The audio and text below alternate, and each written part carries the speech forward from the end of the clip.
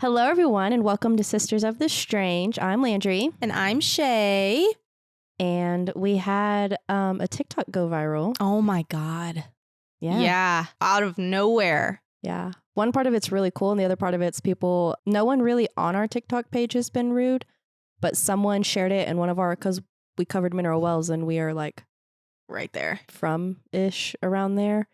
And I go there all the time, and we used to go there all the time. And someone shared it in one of the discussion groups, and some people were like, "Someone needs to do their research. Ignorant. Blah blah Yeah. blah blah." First hater post. Yeah, What did I tell you? It's ouch. gonna happen. It will happen. I know, it hurt my feelings, and then I was like, you know what? I'm not the ignorant one. They needed to look further and do their research and find out. Or that. like maybe actually listen to the episode and know that that wasn't not my theory. our theory. Yeah, not my theory. I was just thinking, thanks for the views, babe.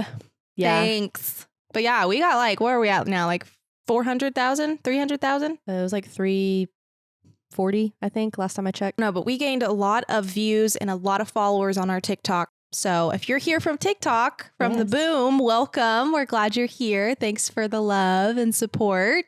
It's going to be fun. Yeah, y'all started at the beginning of our journey, and it's just going to keep going. So that's pretty exciting. Yeah. I don't even have words. Everyone in my household is like, whoa. Landon was like, what's it at today, Craig? Yeah, I know. Like every day I'm exciting. like looking, I'm like, where are we at now? Because it's still going. Yeah, I thought we'd stop. I thought we'd max out at like 100,000. I was like, that'll be it.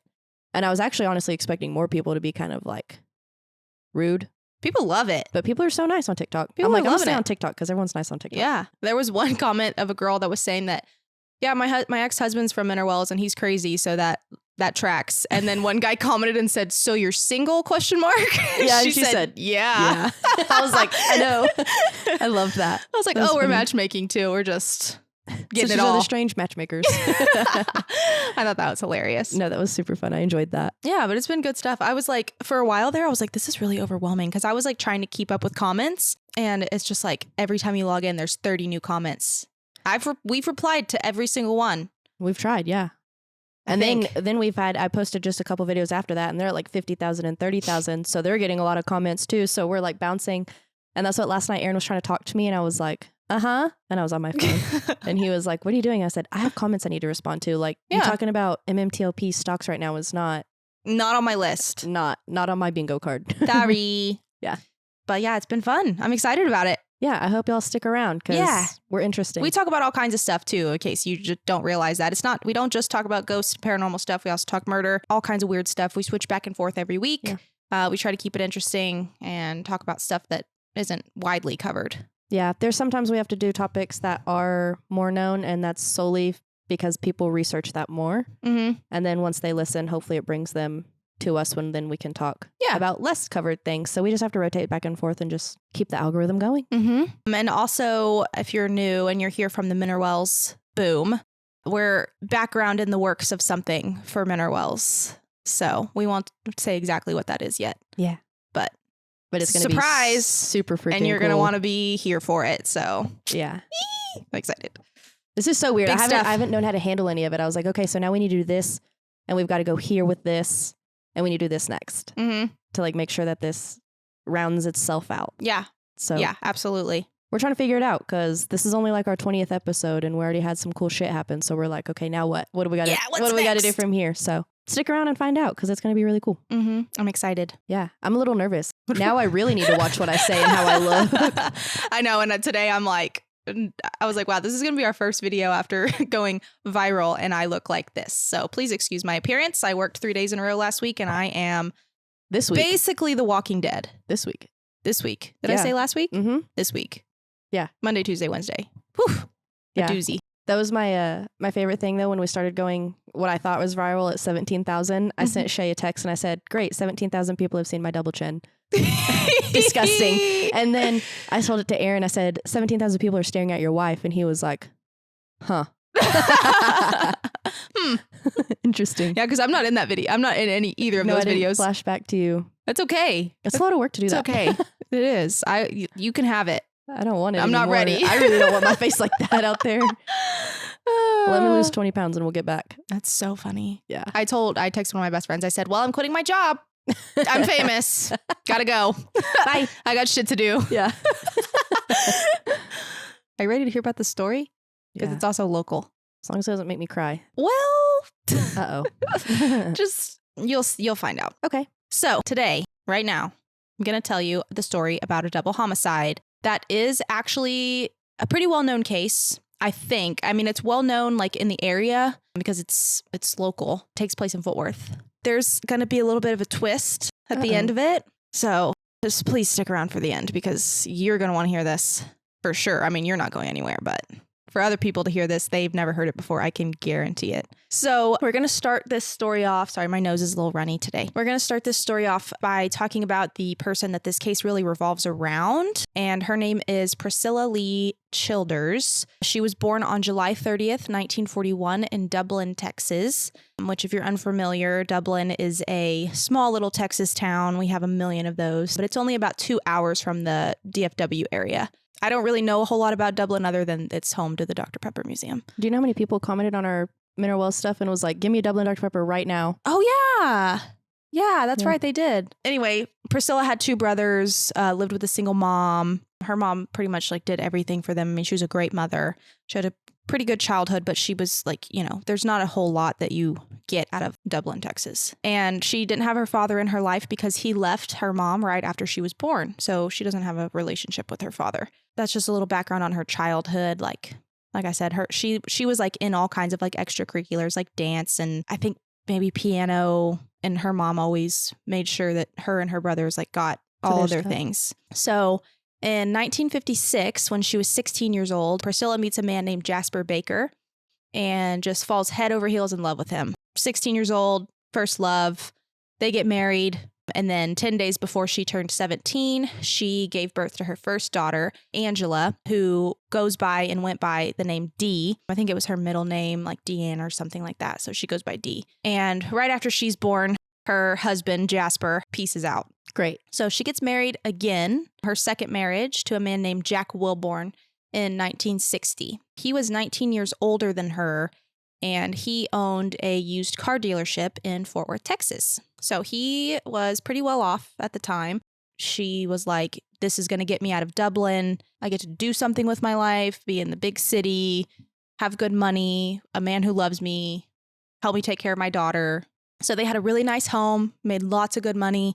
She was living the good life. They were members of the Colonial Country Club, which at the time was the most expensive club to be a part of in Fort Worth. Yeah. Which is where they do the Colonial Golf Tournament every year.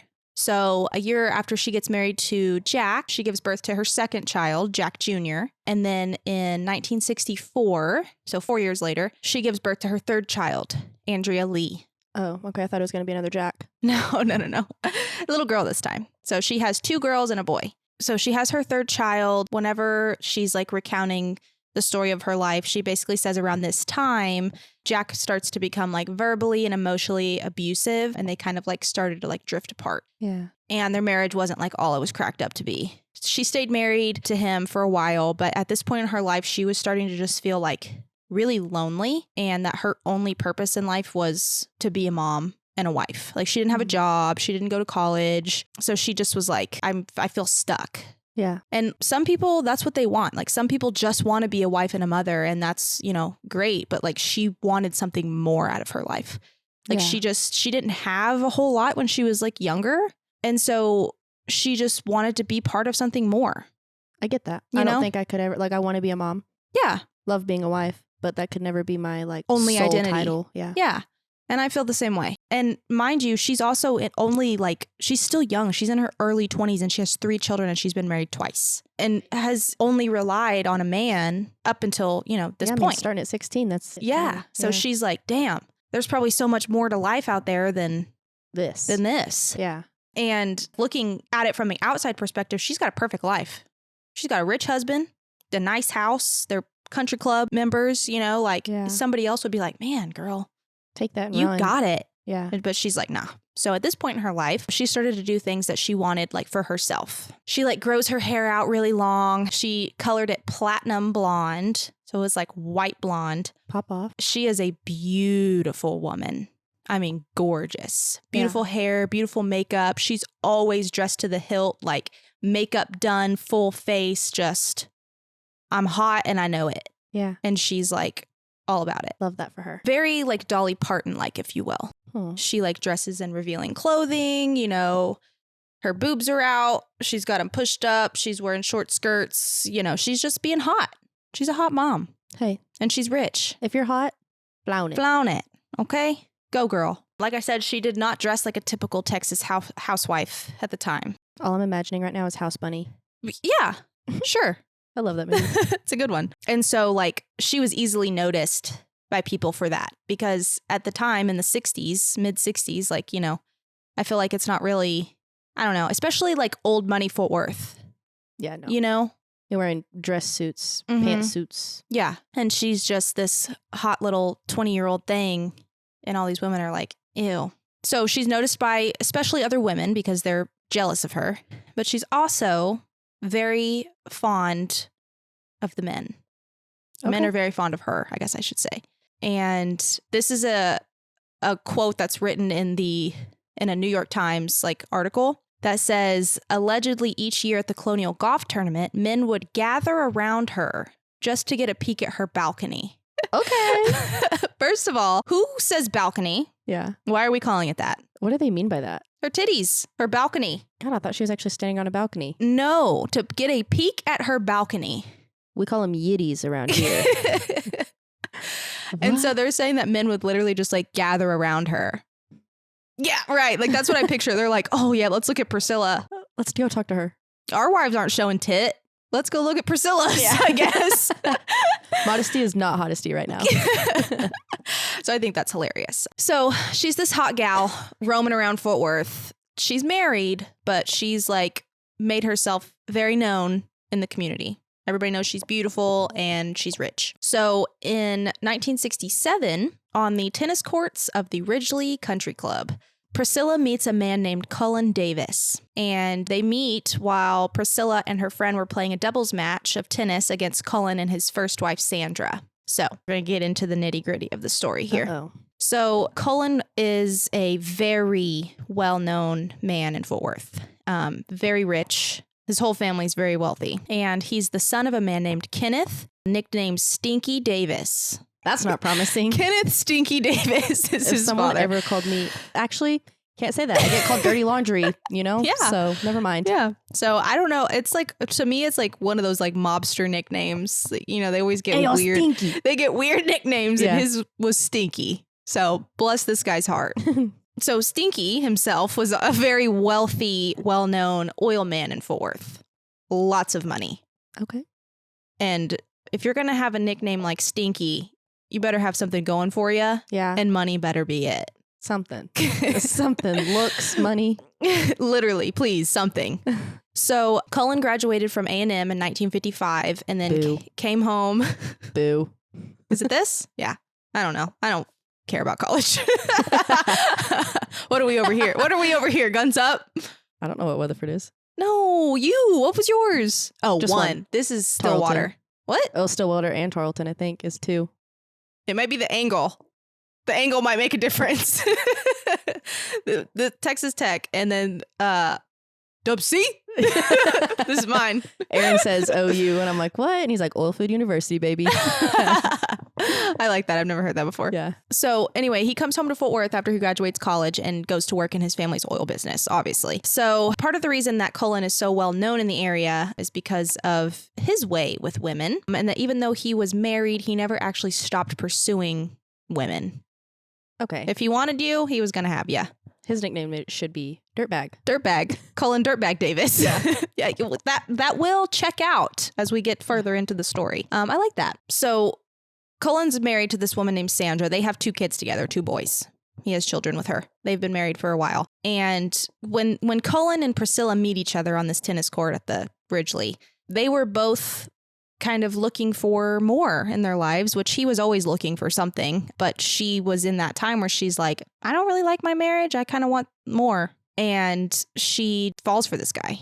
So they start secretly seeing each other regularly at the Green Oaks Inn in Fort Worth. So in December of 1968, Priscilla's husband, Jack, had suspicions that she was seeing another man and hired a PI, a private investigator, to follow her around to see like what she was up to during the day. And he learns from this PI that Cullen had planned a trip for he and Priscilla to go to Mexico. And he lets them go on this trip. Stop. How does a PI find that much information without the internet? Upper ass, I guess. I don't know. He's got a cup to the wall. He's got one of those. He's sitting in the van with the headphones in. He's the room's bugged. Yeah, the satellite. Oh my goodness. I mean, I have to guess that that's the only way. Yeah, I have no clue. Or like a phone recorded conversation, maybe. Maybe there was a recorder on her phone. I don't know. But he finds out this information and he's like, hey, Jack, she's going to Mexico with Cullen. By the way. And it's Cullen Davis, this guy who's rich as fuck. And his dad's stinky. Yeah, and his dad stinks. I don't know. That's just what I heard.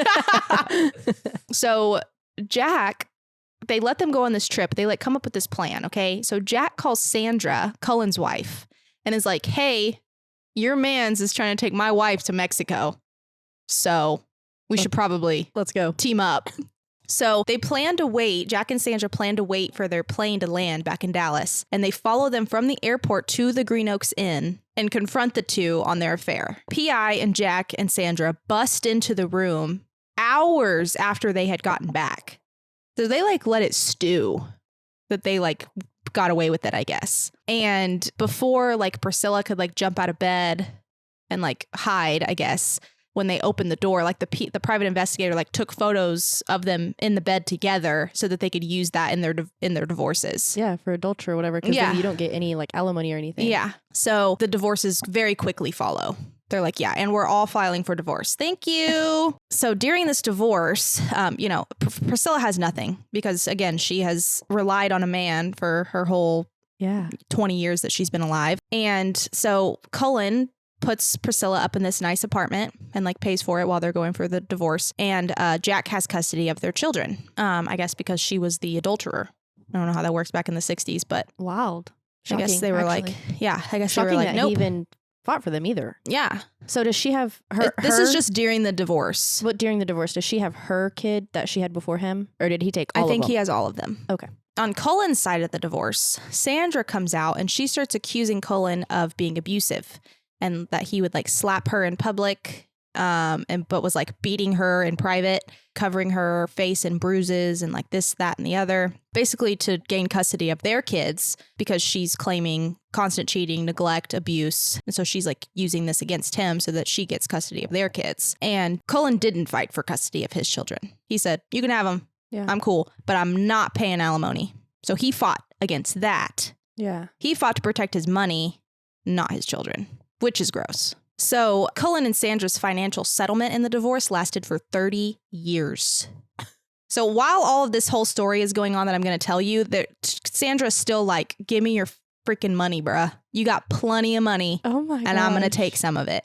Holy cow. 30 years. 30 years. Yeah. So once those divorces are final, Cullen and Priscilla get married on August 29th, 1968. The same day that they get married, Cullen's father died and left the entire oil company to Cullen and his two brothers. Oh, God bless. She married right. Mm-hmm. Literally. She's like, this is perfect. This is just what I was looking for. This worked out for me. This honestly. worked out for me. Glad I went out on a whim to the Green Oaks Inn. Holy macaroni. The company, Ken Davis Industries International, was earning $300 million a year, which equates to $2.5 billion. Yeah, I'm per year. I don't. What do you do with that amount of money? Everything you want. I couldn't even think of a single, I could, but yeah, I couldn't spend all of it. I can't even picture that much money. I would not be in America. $2.5 billion a year. I would never be here. No, I'm out immediately. I'm traversing other countries. Crazy. I'm probably on the moon. That's honestly a lot of fucking money. So he was 1/3 owner of the company, and at this time made him one of the wealthiest men in Texas. Yeah. And this was even before the Bass family became the wealthiest family in Texas in the 1980s. And they're rich. Holy shit. So he became one of the wealthiest men in Fort Worth, Texas, period. But before the Bass family. Just crazy. Insane amounts of money. Goals. With his newfound wealth, he and Priscilla built their home in Fort Worth, which is known as the Stonegate Mansion or just the Mansion. So a lot of people in Fort Worth know it as the Mansion because it's where's it at? A literal mansion. Over by Hewlin. Oh. It was in the middle. There was obviously not anything near what's out there now. Yeah. Like you could see it from the road then, but now if you drove by the area, like it's, you know, blocked by houses and apartments and shit. It was on like 170 plus acres of land. Oh, wow. In the middle of Fort Worth. That's insane. The mansion was $6 million. It had 5 bedrooms and 11 bathrooms. Why do we have that many bathrooms? Don't know, but the math does not math. The math does not math. Insane. It had an indoor pool, and their master bedroom was 2,000 square feet. Okay. That is larger than my home. Yes.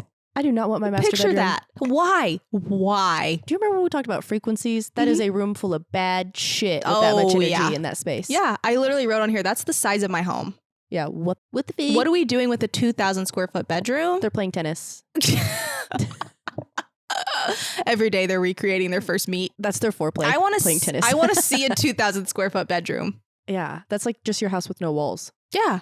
I can't even fathom. Honestly, you can't get a bed to even like fit that room. It would look like a baby bed. That is such a dumb use of space. Money, baby. Money. There was also $3 million worth of artwork in the home, including a 6x8 foot oil painting of him and Priscilla in the foyer. Ego. We're just shelling out money. The hell? What is with rich people and art collections? I don't know. They also owned a skybox at Texas Stadium, which Priscilla decorated entirely in pink, just for shits and gigs. Sounds. Which I would love to see that, honestly. That's like serious queen shit. Yeah. What the heck? Yeah. They also had a jet, of course. They had their own jet that they used to go to their apartment that they owned at the Waldorf Astoria in New York. So they just made money bags. And she was spoiled. He spoiled her. Whatever she wanted, she got. So, of course, like a rich, wealthy man is going to buy his wife expensive jewelry. And she owns this expensive piece of jewelry that's very popular in this story. It's well known if you're familiar with the case. He buys her a diamond necklace with the words, "Rich bitch," all in diamonds, that she like wore a lot. Joseph, Aaron, if you don't buy me that, we're getting divorced in 2 weeks. I expect it. Rich bitch. You know he'll buy it. Aaron's going to buy it after he watches this. I'm coming in next time with the rich bitch fucking. If you do, I will literally lose my mind. I will. Just all diamonds only. Okay, well, mine's going to be like made out of beads or something. That's fine. That's fine. But go off. Go off. I thought I was going to say Pookie or something. Rich bitch is so much better. I love that. I know. I wasn't ready for it. Yeah. And I love it. Incredible. I mean, just chef's kiss. Divorced if Aaron doesn't buy me one. So they basically, without all of that being said, they went all out on being rich. They did not give a single shit. Nope. They were tacky with it and they just didn't care. And all of the old money people in Fort Worth were like, disgusting. Relax. Like, okay, we get it. You're a rich bitch. You have money. Yeah, you are the rich bitch. We understand. We get it. We hate you. And we get it. Let me look at your balcony with your necklace above it. Exactly. Interesting. Yeah. We just love that. So Cullen had spent so much money so fast that he rung up a debt bill of $16 million. And his brother filed a lawsuit against him for using company assets as collateral for loans. Yeah, get out of here. Why do you need loans when you have billions of dollars? Well, back then it was millions of dollars, but because he spent $16 million. $16 million. Because he spent way more than he should have. Yeah. Priscilla was a happy trophy wife, and she was not socially accepted in Fort Worth, but she didn't really care. She said, fuck y'all.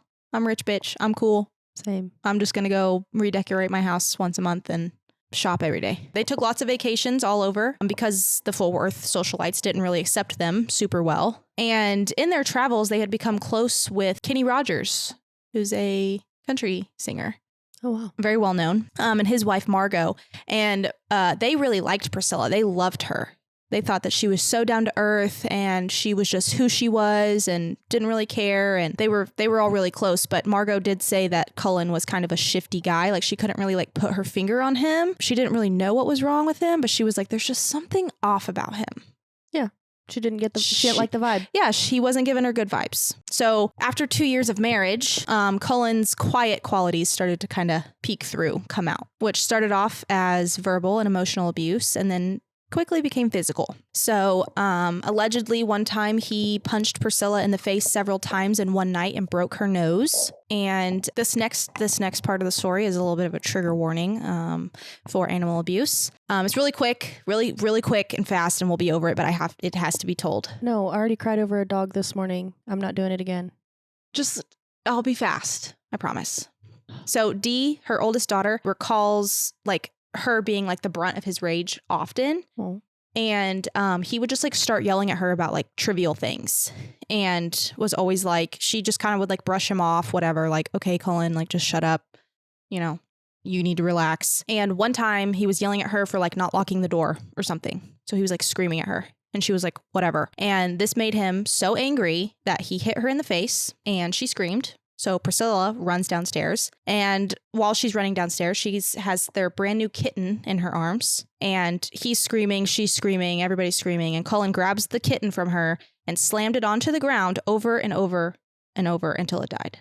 Oh my God. So that's terrible. Sorry, I know, but you have to hear the rage. Great guy. That's terrible. Like, why are you so angry? Well, why the poor cat? What can it do? Right. What did the cat do to you?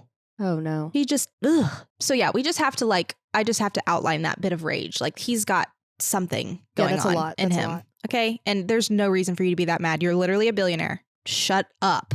Yeah. What are you even mad at, bro? Lock the damn door yourself. Right. So in an interview once, like after all of this case and everything subsides, he admitted to this, and he said, oh yeah, it was a stupid thing to do that, but Dee smarted off to me. If I ever smarted off to Aaron, Also, don't slap your kid.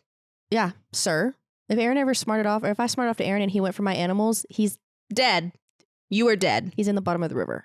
Exactly. People who abuse animals they should all be in prison. They're next in line to child molesters. Mm-hmm. So. Yes, I agree. So by 1974, Priscilla decides that she can no longer handle keeping up with the image of this perfect life and perfect marriage to Cullen when it was not that anymore. I mean, only a couple of years after they got married, it just went to shit. Yeah. And for many years, she put up that front because he was a wealthy, well-known person in Fort Worth and, you know, made all this money and also was a well-known figure. And so she just tried to like keep everything perfect from the outside. And how hard would it be for her to realistically leave that, you know? Right. Like, that's not an easy thing to get away from. Exactly. And she just finally was like, I can't handle this. I'm leaving. I have to save up some money first. I don't know how I'm going to get money, but I'm going to save up some money because I'm not going to be put out on the street again like I was for my second marriage or my first marriage when I had nothing. Yeah. And had to go move back in with my mom. She's like, I'm not doing that again. I need to get my bearings and I'm leaving. Because everything that they owned belonged to him. Everything was in his name, obviously. It had gotten so bad that one of their housekeepers offered all the money that she had to Priscilla and said, here is $500. Get the fuck out. Oh my goodness. That like, gave me the please. chills. Yeah, like their maid was like, you got to go. Wow. You need to go. Take your kids and leave. That gave me the chills. Yeah. So like, that's bad for somebody else to be like, here's all the money that I have to my name. Please go. And she didn't want to do that. She didn't want to take all of her money, but she was at the point where she was like, okay. Thank you. Yeah. And so on July 30th, 1974, on her 33rd birthday, she filed for divorce and accused him of abuse of her and her daughter. And all of the abuse lined up with Sandra's stories as well. And the judge basically like took her side and was like, okay, cool. Ordered Cullen to move out of the mansion and he had to pay her $2,500 a month. And the judge froze all of his assets until they agreed upon a financial settlement. Good. He was like, yeah, F you, Cullen. Yeah, and you're already working on another one over here. Yeah, probably. No, the other, other settlement. Yes. Yeah. He already had this other settlement. Yeah. And so the judge is like, I know you have other money.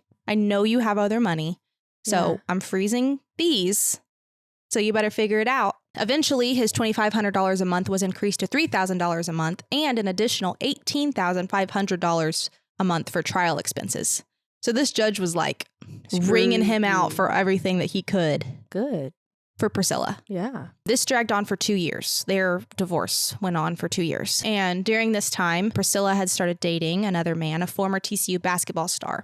Stan, his name was Stan Farr. So in February of 1976, Stan moved into the mansion with Priscilla. And her oldest daughter, Dee, was still living in the mansion. And her youngest daughter, Andrea, visited regularly from her dad's. On August 2nd, Cullen's monthly payments were increased to $5,000 a month. And the additional court payments he was ordered were increased to $25,000. And then another $25,000 on top of that so Priscilla could pay the bills. So the judge was like, gotcha, buddy. So that would be enough for a wealthy man who only cares about money to be extremely angry. Right? Wouldn't you say? Yep. Okay. So that night that everything was increased, on August 2nd, 1976, Stan and Priscilla go out to dinner with their friends to celebrate. They're like, we're gaining traction with this. Like, you know, I'm going to win. Yeah. You know, so their friends that they go out with, Beverly Bass of the Bass family and Bubba Gavril, which his name is, I think, Gus Gavril, but he goes by Bubba. So I just wrote him in here as Bubba. Yeah. So they go out to dinner at a nice fancy restaurant. They return home a little bit after midnight. And when Priscilla is trying to get inside, she's trying to unlock the door and she's like looking through the window and she can see that the security system had been disarmed. Well, her youngest daughter was home. And so she thought, oh, maybe Andrea just disarmed it and she needed to go outside or something. So she's like, whatever. She goes inside. She went into the kitchen. Stan goes upstairs.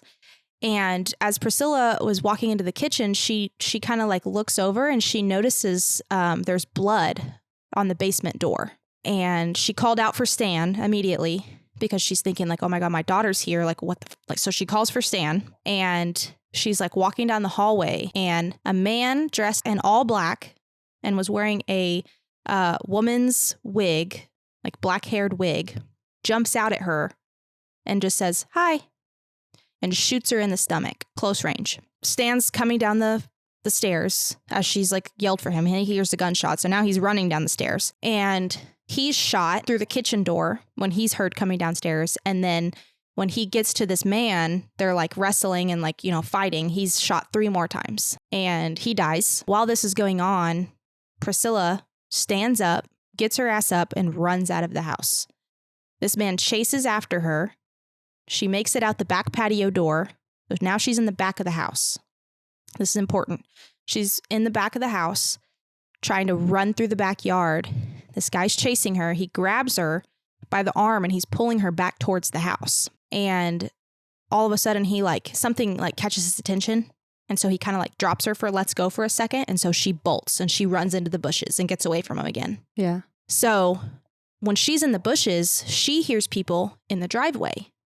Oh. And then hears more gunshots. So she runs away and goes to the closest house and starts banging on the door. And she says, my name is Priscilla Davis. I live in the big house and I'm very wounded. Cullen is up there killing my children. He's killing everyone. So she says to the neighbors. They call 911 from the neighbor's house and Priscilla's taken to the hospital downtown Harris. And while she's there and they're treating her gunshot wound to the freaking stomach, she learns that Stan was killed and her 12-year-old daughter was killed. Before they had even gotten home, she was already dead and they had found her in the basement. So she starts to put 2 and 2 together once she finds out more information. The people that she heard in the driveway was Bev Bass and Bubba Gavril. They had pulled up to the house shortly after Priscilla had gone in because they were going to all stay at the house that night. So they had followed them back from the restaurant. Oh. And so they were going to be pulling in regardless. Yeah. So they had pulled in right after Priscilla had bolted out the back door. The gunshot she hears was from the same person, and he shot Bubba Gavril and paralyzed him. Oh, Didn't kill him, but he's paralyzed from the waist down. And she says that when she was in the ambulance on the way to the hospital, she was telling EMS, she was telling all the hospital staff, it was Cullen. He was just wearing a black wig. He was there and he started killing all my kids. And she's like, this whole time she's been saying it was Cullen, it was Cullen. Somebody puts on a wig, you can still see their face. Yeah, you still know who it is. And she was married to the man. She knows who he is. So. And go to the house, in the house. Right. He was in the house. Knows where to be. Knows how to disarm the. Yes. Hello. Also pissed off about having to pay double the amounts of money. Yeah. So Fort Worth PD is like, okay, well, we're going to go investigate this guy. Let's find him. They find him at the home of this woman, Karen Master, at 4:30 a.m., who he says was just a friend, although they were in bed together. And he was like undressed, like in his underwear and like a white tank top, you know. And he was like, okay, I'll come with you, but like, let me get dressed. And they're like, no. So shut up. They put him in the back of the cop car. He's taken into custody. So upon searching Karen's house, they found 5 handguns in her home and 2 handguns in a cooler, like a styrofoam cooler in the back of his car. Oh, shocking. Mm-hmm. So then they're like, okay, what's our motive here? Like, why is this happening? Well, they find out like they're going through a divorce. So Fort Worth PD then was like, okay, we need somebody to go guard Priscilla's lawyer and the judge in this divorce because somebody's out for revenge. Yeah. And they go back to Fort Worth PD, goes back to the crime scene. There's blood everywhere. They just describe it as like a scene of an Alfred Hitchcock movie. There's blood everywhere. Yeah. There's 2 big pools leading from the kitchen to the foyer, one near the stairs. And then there was a trail from where Stan was killed to the kitchen where the shooter took his body and left it there. So they had like dragged his body from the bottom of the stairs into the kitchen. So there's just like blood all over the place. Andrea's body was found in a small utility room in the basement with a gunshot wound to her upper chest and exit wound out her lower back. So it was like from down. Nothing in the house had been stolen or disturbed. Not a robbery. Duh. Who else would break in to a $1 million home with $3 million of artwork, at least take one painting, something, a piece of jewelry? Nothing was disturbed. Throw some shit around. Except for like path of holes his of resistance. Yes, exactly. Like holes from the gunshots and shit. Yeah. Everything else was completely fine. Yeah, this was a hit. Yeah. Remember how I said, remember this is important when she's in the backyard. So her friend, Beverly Bass, also a very well-known person in this time, she goes to the police for her statement and it corroborates with Priscilla's story. Yeah. She said it was Cullen and that she saw him and said it was Cullen. And the 2 of them had no contact between Priscilla being shot, them pulling up, and Priscilla going to the hospital. There's no way for them to, we don't have cell phones. Yeah, there's no. So Beverly tells the police that she identified Cullen at the scene. And when she saw him, she called his name. And that's when he shot Bubba Gavril. So she had seen him and said, yeah, hey, Cullen, whatever. Like, or screaming at him, one of the 2. And so he shoots Bubba because he turns around and he's like, oh, fuck. So Beverly runs to a convenience store where the clerks called the police at that point. Yeah. And that's that piece of the story. So there's 2 witnesses, count them 2, that say Cullen Davis. Yes. Shot my children, shot my boyfriend. Me, and my friend. Okay. So Cullen was arrested for murder and attempted murder. Okay. August 4th, 2 days later, he's released on an $80,000 bond that he pays, obviously. Clearly, yeah. So a week later, when Priscilla was finally like healed enough to give a statement, she said like that she looked right in his face before he shot her. And despite wearing a wig, she knows that is her ex-husband's face. She's like, I know his face. I lived with him. It was him. Yes. So he's arrested again 2 weeks later when the charges were refiled as 2 counts of capital murder and burglary. So they're like trying to get him, right? So he's arrested again. And they sought the death penalty with no bond so that he couldn't get out again. Yeah. So February 15th, 1977, a grand jury returned 2 indictments for capital murder and 2 for attempted murder. So the grand jury's like, yeah. So when they're going to trial, jury selection is a pain in the ass. Because they all know him. Because everybody freaking knows him. And everybody has heard what went down at the mansion. And there's people within the town that are like, he owes us a lot of money. He has all of these loans out at our bank. And if he goes to prison, we're never going to get those back. And it's like a whole like political thing. And it's just like, they can't find a fair jury because everybody has already been opinionated on it. So on April 15th, this goes on for months. So then April 15th, a mistrial was granted because of that. And then again, because a juror discussed the case with a coworker and multiple friends. First rule, Fight Club. Don't talk about Fight Club. So Cullen Davis's defense team was led by a very prominent lawyer at the time. Here we go again with the nicknames. This man was named Richard Racehorse Hines. And apparently he was like the lawyer. No matter what you did, you weren't going to jail. So immediately their defense just starts attacking Priscilla and just saying that like she's a harlot and, you know, all she wants is money and she doesn't ever do anything and this and that. And she's on pills because she had some kind of like back surgery, or I don't know if it was back surgery. She had some kind of surgery and she was prescribed pills. So now she's on painkillers and drinks alcohol and she's just a terrible mother and blah, blah, blah, blah, blah. Yeah. So who are we to believe her word when she's high on pills all the time? Okay. Boy, if you don't get her daughter was just killed. Yes. By your client. Yes. Shot a 12-year-old girl. Not to mention the other people that he killed and injured. That alone is that. But this woman's daughter is dead. I don't like this. So since the trial in Fort Worth was basically screwed, they moved it to Amarillo, where hopefully like not as many people are aware of what's going on. Ugh, but it's Amarillo and his dad's an oil magnate. Magnate? Isn't that the word? Magnet? No, magnate. I don't know if that's the right word. I don't think I've ever heard that. You could be right, and I'm just dumb. Oh, my mom tells me I'm dumb every day, so I don't know. Jeannie, fact check us. Literally, is every that time right? my mom listens to the podcast, she calls me afterwards and is like, I didn't raise you to be illiterate. Well, Jeannie, let me know if that's the right word. Then you could blame it on me. So in Amarillo, it took 2 more months to pick a jury because they still had a little bit of trouble. But ultimately, on August 22nd, 1977, the trial started. So Priscilla spends 6 hours on the stand telling her story and recounting the night of the attack. And then her cross-examination from the defense lasted for days. So this was like a long drawn out thing. And the defense claimed that it was a drug dealer who broke into the house and Stan, Andrea, and Bubba were just accidental victims. Mm-hmm. So tell me what drug dealer is going to break in, not steal anything, not take money, paintings, jewelry, whatever, a freaking gold fork that's probably in the kitchen. Something. Anything. But not only that, but chase after Priscilla as she tries to run away and drag her back to the house. Why would he do that? Drug dealers always wear backpacks. Did he have a backpack on? I don't know. They did have a black wig on. Yeah. Drug dealer. Drug dealer.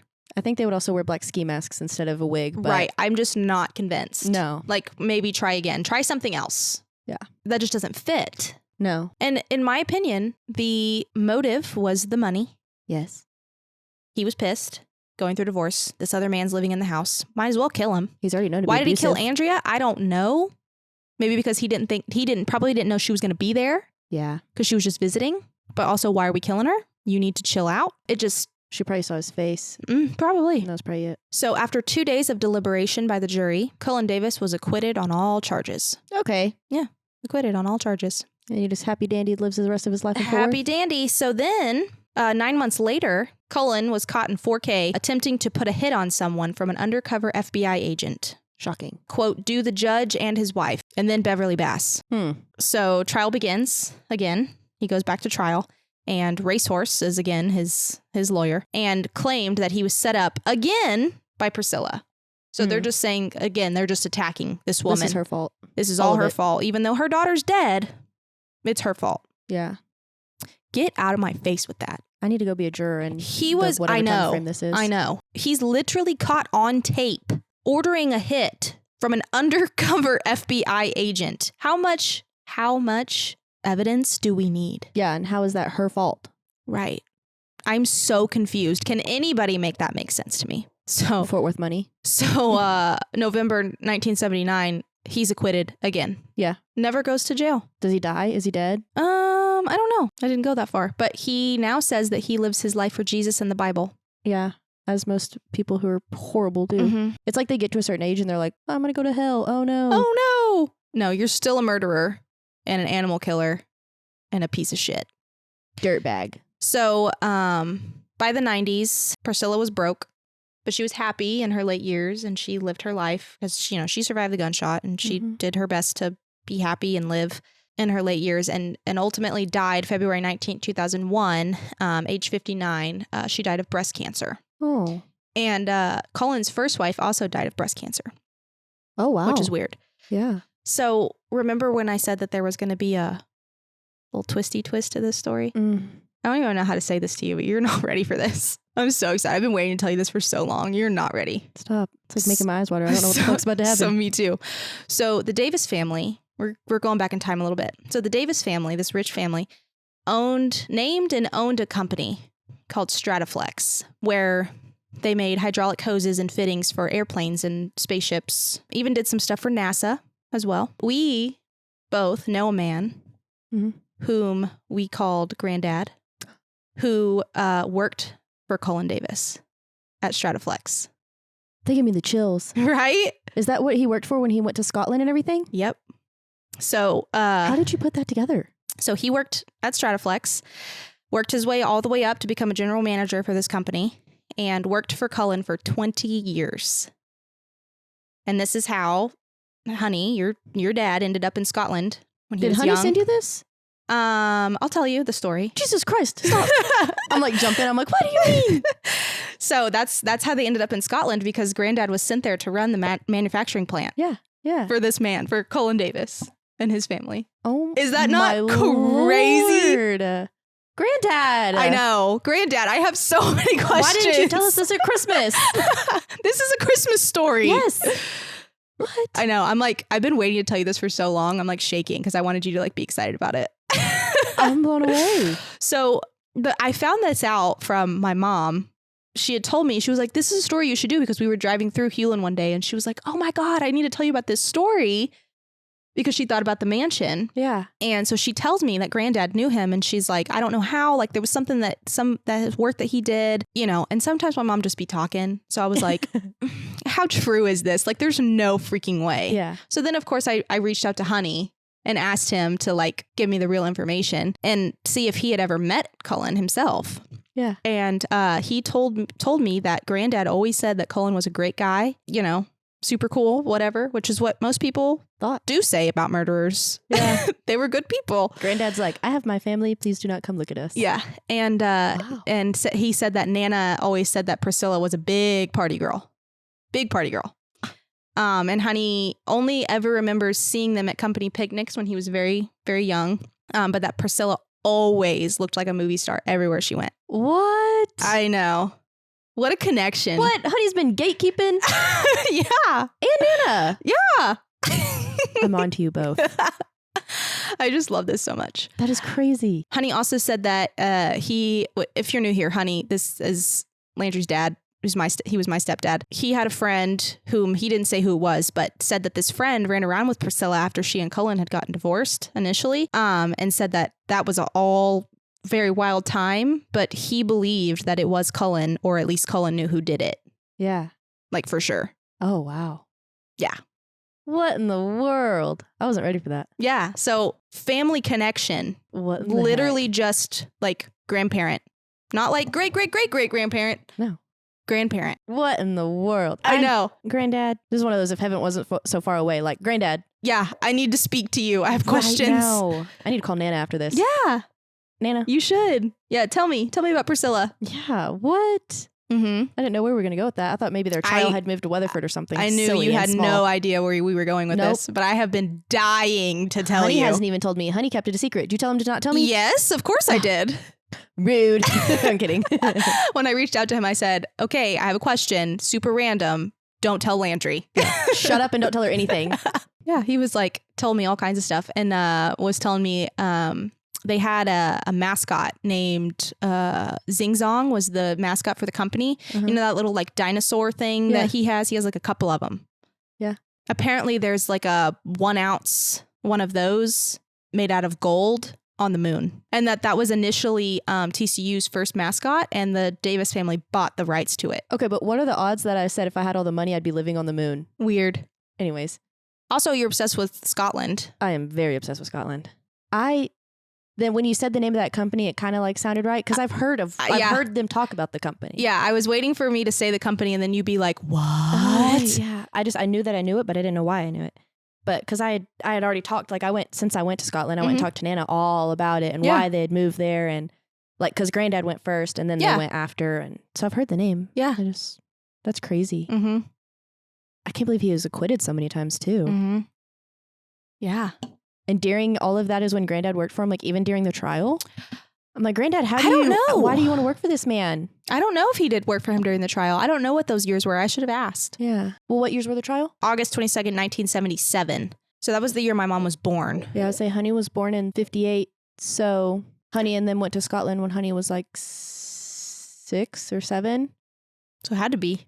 So maybe, or Granddad either retired right before it. Because the second trial was in 1979. Interesting. Isn't that cool? Blown away. I know. I was like, what a case to be connected to, first of all, because that guy's a piece of work. But of course we're connected. Yeah. Like, seriously. That's one of the things that someone's always like, how do you know? That's Landon. He's like, I want to go to a friend's house. And I'm like, oh, what's their last name? And he says it. And he's like, anytime. And he's like, how do you know everyone? And I'm like, Small town. Related to everybody. Yeah. But yeah, so your paternal grandfather worked for this psychopath for 20 years. And seemingly close if he was a general manager. Yeah, he was basically like his right hand. Granddad. I know. What in the world? What a life. Our last episode was we didn't talk about Ghost. We talked about Mineral Wells, and then we were talking about Ghost Adventures. I went through and found the pictures. The pictures I had found was when Granddad was getting inducted into the Hall of Fame as well. When stadium. At the stadium? Yes. So I sent it to the whole family group chat. I'm going to show it to the camera so you can see. Yeah, I mean, Granddad wasn't in those, but he was there. He was there. He was on the field. Granddad, what the heck? I know, that's so crazy. When my mom told me that, I was like, you are lying. You need to shut up right now. And so I had been holding out on texting Honey until, are we blurry? Yeah, I messed this up. I had been holding out on texting Honey until I was like going to do the story because I didn't want it to like get lost. But yeah, and he was like, yeah, absolutely. Because I was like, this is what my mom told me. Is this true? Oh my goodness. I'm blown away. I wasn't ready for that. I know. Not even a little bit. I love it. It's so good. How long have you been holding this out? A while. Since like December. Shut up. I've been wanting to tell you so bad. Your mom's probably on the edge of her seat waiting for you to do it too. I know. What in the dang world? And on my mom's side of the story, she told me that when she was in high school, her and her friends busted into the mansion and walked through it and went into like where the indoor pool was and hung out there and did whatever it was that teens did back in the 80s. Yeah. Oh my goodness. Mm-hmm. How insane. Because it used to just be abandoned. So she said people break in there all the time, covered in graffiti and stuff. Oh my word. Yeah. That's how the story started. She was telling me about this case and she was like, this mansion, and I broke into it, and then she was like, oh my God. And I was like, where's this information been? Yeah. Dang, I wish we were older when we were around Granddad, because he passed away 5 years ago, I think 5 or 6 years ago. Mm-hmm. And I'm like, because we were always too young. Yeah. And I'm like, man, I wish we were older to get stories out of him like that. Because he had so many stories. Oh, yeah. Which I've gotten some out of Nana. Which Nana will know. Pause. My husband just interrupted because he flooded the bathroom and wants me to come home. And I love him. But we're not doing that. I will handle it later. We got shit to do. Yeah, I'm like, I have things going on. So if you stuck around to the end to hear the family connection, it's fun. That is wild. Mm-hmm. I was not ready for that. And if we really wanted to get super technical, Granddad lived in Mineral Wells for like a million years. Ever. So they didn't move back to Weatherford. They like lived in Weatherford, left Weatherford, lived in Weatherford, and then they like retired in Mineral Wells. And that's why we always were in Mineral Wells. Yeah, that's where we did our family dinners. And then now my niece dances in Mineral Wells, so I'm there all the time. And it's also like we live close, like my sister lives closer to there and her husband's from there, so we go to coffee and cocktails. Like that's like our hangout. Yeah. Rather than hanging out in Weatherford, we go hang out there. Yeah. So it always ties back. Full circle. Everything always comes full circle on this podcast. Invisible string theory. Yes. That's all I have. Well, if you're still here and you've got any stories or anything, any murders you want us to cover, send them to sistersofthestrangepodcast@gmail.com. You can also send them to our Instagram or our TikTok, just whatever you want to do. And I think that's it. Okay. Bye. We'll see you guys next week. Yeah. Bye. Bye.